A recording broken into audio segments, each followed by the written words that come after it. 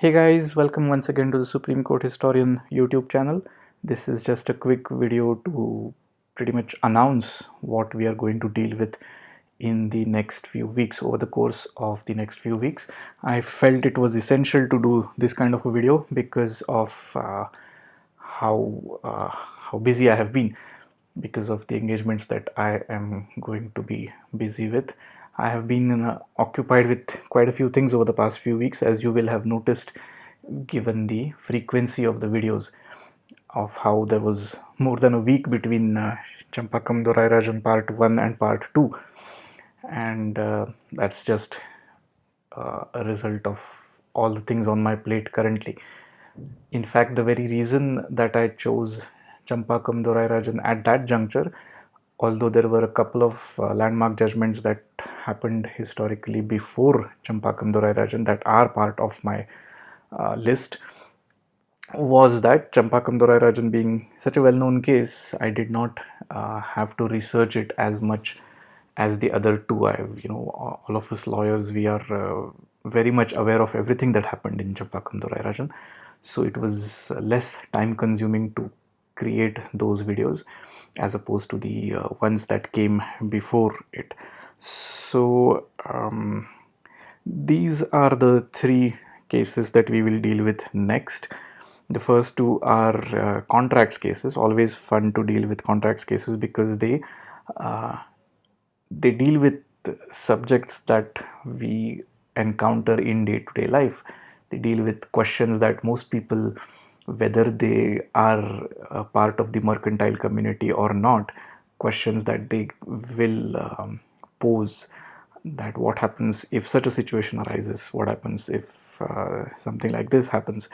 Those are the typical things that all of us seem to have an opinion about or curiosity about. So the first case, 21st December 1950, of course before Champakam Dorairajan, and I apologize once again for the break in the chronology. This is a contracts case between Pannalal Jankidas and Mohanlal. Deals with remoteness of damage, and anybody who has attended any course on contracts, whether you're a lawyer or a chartered accountant or a company secretary or in any other way associated with the concept of contracts, you will have come across a landmark English case called Hadley versus Baxendale. Pannalal Jankidas v. Mohanlal is the first Supreme Court of India case that refers to Hadley versus Baxendale.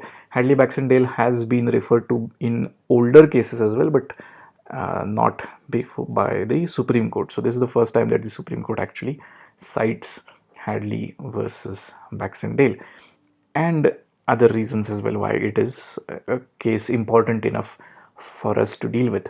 The next one is also contracts, also decided before Champakam Dorairajan, which was of course in April 1951.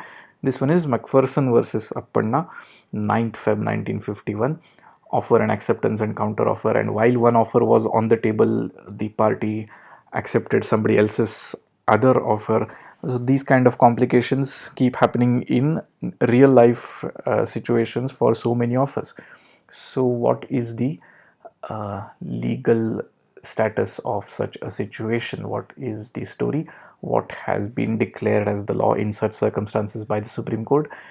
McPherson is a very good case to deal with that. And after that, we will deal with a slightly more complicated and much more well-known judgment, in Re Delhi Laws Act, an admin law case dealing with delegated legislation. This is one of the earliest invocations of Article 143 of the Constitution of India. Article 143 empowers the President of India to seek the opinion of the Supreme Court. So this was not actually an adversarial case between two parties, but instead it was the Supreme Court referring a particular executive and legislative matter to the Supreme Court under the powers that he possesses in the Constitution, Article 143. So a very important case, again a case that all lawyers are well aware of, and one that we should definitely make a part of our journey of discovering the history of the Supreme Court of India. So this is just a screen print from my Excel sheet, from my spreadsheet, where I have listed down all the cases that I'm going to deal with. The list is more than 150 at the moment, but my research continues, and um, I might add cases in there. So obviously the grayed out ones are the ones that we have already dealt with. A.K. Gopalan, Romesh Thapar, Brijesh Bhushan in Bikhare, Tripura v East Bengal, and Madras v Champakam Dorairajan, which appears after these first two contracts cases. And I have already given some sort of a lame explanation as to why I had to deal with Champakam Dorairajan before Pannalal Jankidas and McPherson, although chronologically they appear before Champakam Dorairajan. It's because I simply did not have the time to research everything properly. It's a bit complicated. Both those cases require lot of commentary on the facts of the cases. So I decided to do Champakam Dorairajan before those two. So we will get back onto the chronology after this flashback for those two cases, and then we will move on to the Delhi Laws Act and then resume the chronology accordingly.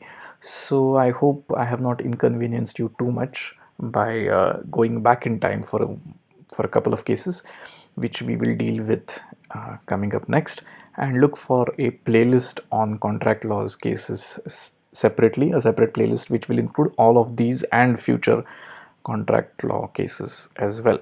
So hope you join me for those discussions, and see you then. Take care. Bye bye.